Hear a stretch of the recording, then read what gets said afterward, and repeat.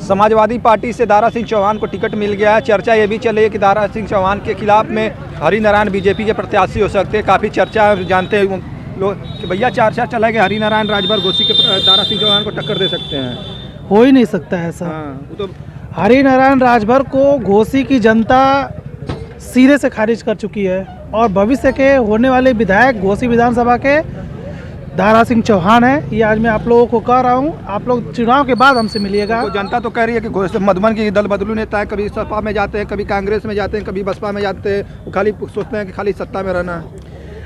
ये तो आप बात सही कहें कि दल बदलू हैं, लेकिन हमेशा जीतते हैं। लोग कहते हैं कि दल बदलू है, लेकिन जीतते कैसे हैं?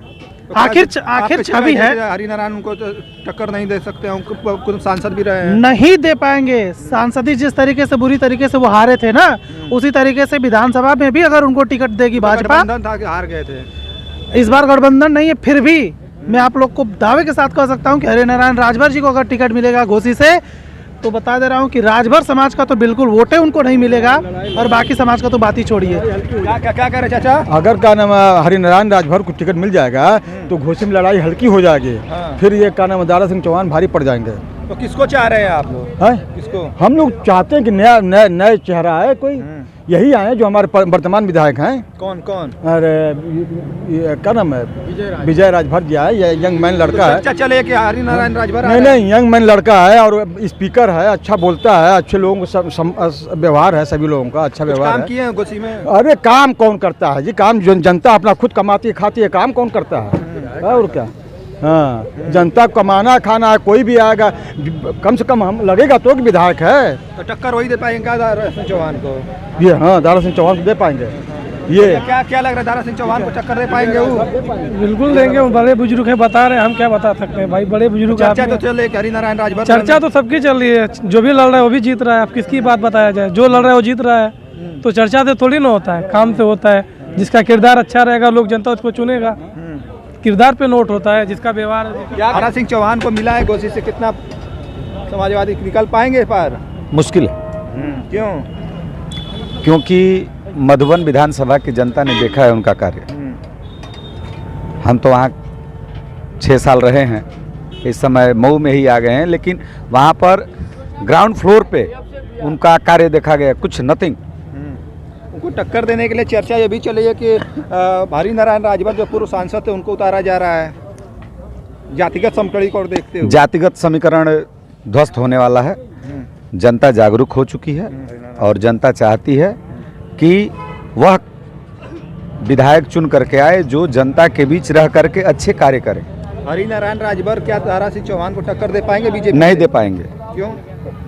यदि हरिनारायण राजभर घोसी से खड़े हो जा रहे हैं तो भारतीय जनता पार्टी हार सकती है। हरिनारायण राजभर आ रहे हैं दारा सिंह चौहान को टक्कर देना? देखिए कौन आ रहा है इसके बारे में तो ये विसंगतियां हैं, इसके बारे में कुछ नहीं बोला जाना चाहिए।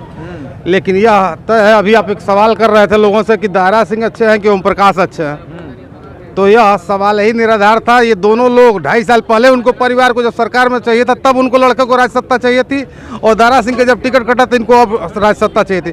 3 लोगों को टिकट का मसला था, उस समय उनको MLC और लड़कों को मंत्री बनाए जाने की चीज़। दोनों लोग परिवारवाद में परेशान हुए हैं, दोनों लोग गए हैं, तो इस चीज़ अपने लड़कों के सीटिंग के लिए गए हैं। भैया क्या लग रहा है, दारा सिंह चौहान को टक्कर दे पाएंगे हरिनारायण? देखिए हम हरिनारायण की बात तो नहीं कर सकते, क्योंकि वो जो है सांसद तो बन गए, लेकिन वो ये कहते हैं कि आप हमको वोट नहीं दिए हैं, मोदी जी को वोट दिए हैं, तो मुझसे क्या काम करवाने आए हैं, जा करके मोदी जी से करवाइए। पहली बात कि मैं तो उनको एक सिरे से खारिज कर रहा हूँ। दूसरी बात रही दारा सिंह चौहान की बात, मऊ की जनता जो है उनसे इस बार हिसाब लेगी। हिसाब क्या लेगी? वो सांसद रहे समाजवादी पार्टी में, वो सांसद रहे बसपा पार्टी में, और भाजपा पार्टी में भी वो मंत्री रहे, लेकिन इस बार जनता उनसे हिसाब यह लेगी कि मऊ के विकास के लिए 24 करोड़ रुपए जो है मऊ में आए थे। आजमगढ़ की जो है कार्यदायी संस्था फैक्स फेड कंपनी थी, उसको काम कराना था। कमीशन के चक्कर में दारा सिंह चौहान ने उस फंड को वापस कर दिया। वर्क क्या था? बनदेवी का विकास, बनदेवी में एक बहुत बड़ा गेस्ट हाउस बनाना था और उस एरिया को डेवलप करना था। इस बात का हिसाब मऊ की जनता जम करके लेगी और इस बार उनको खदेड़ा कर देगी मऊ से।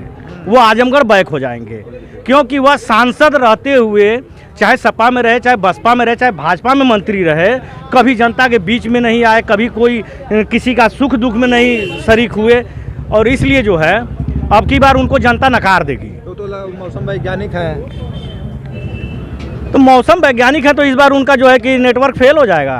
हाँ, तो कौन आएगा इस बार? अब वहाँ से जो भी भाजपा का कैंडिडेट आ जाए। किसको पसंद करते हैं? किसको आप लोग? देखिए वहाँ तो विजय राजभर का भी नाम आ रहा है और लोगों का भी नाम आ सकता है। सुधाकर सिंह नहीं है? सुधाकर सिंह तो फिलहाल तो अभी तो उनके लड़के का स्टेटमेंट आया था कि नहीं, मेरा और मेरा परिवार जो है कि समर्पित है समाजवादी पार्टी के लिए। अगर वो आते हैं तो उनका भाजपा में स्वागत होना चाहिए, स्वागत होना चाहिए। अगर चर्चा हो रहा है आते हैं तो भाजपा को उनका स्वागत करना चाहिए। जीत जाएंगे वो? जरूर जीतेंगे, उनसे जबरदस्त तो कोई लड़ाई नहीं ले सकता है।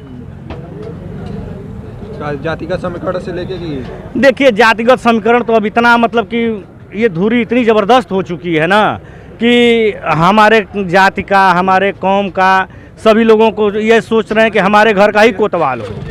हम कह रहे हैं कि पिछड़ी जाति को जो है आज ओम प्रकाश राजभर जी जो है, अभी एक उनका मैं किसी न्यूज़ चैनल पे देखा था, एक गुप्ता से जो है कि बात कर रहे थे और कह रहे थे तुम नीच जाति के हो, नीच जाति के हो।